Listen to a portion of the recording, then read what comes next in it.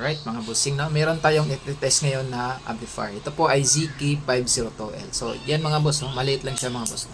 So isang potentiometer nandito kasi meron itong kasamang application mga boss, no?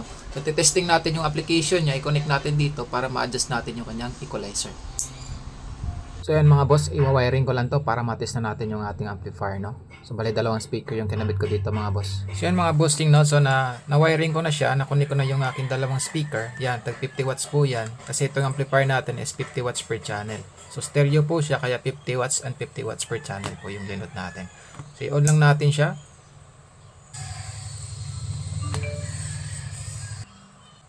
So dito naman sa ating cellphone mga boss, no, i-open lang natin yung kanyang application. Ito po yung kanyang application mga boss, no, Woozy Audio. Available po yan sa Play Store.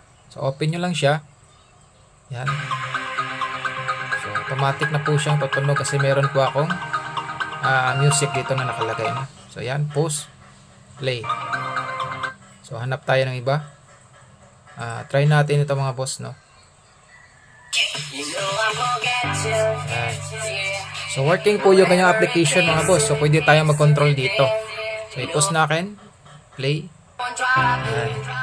So volume natin.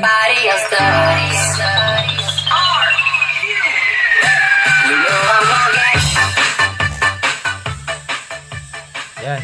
So pwede na tayo mag-adjust ng kanyang EQ mga boss. Dito tayo sa equalizer. Ayan. So click nyo lang equalizer. Ayan. So naka-flat po yan. Flat po siya. So, adjust natin. Crack. Ayan. So, pwede tayong user mga boss. Pag user, pwede kang ikaw yung mag-adjust. Ayan. Pwede natin taasan yung anong Twitter. Yung high. Ayan.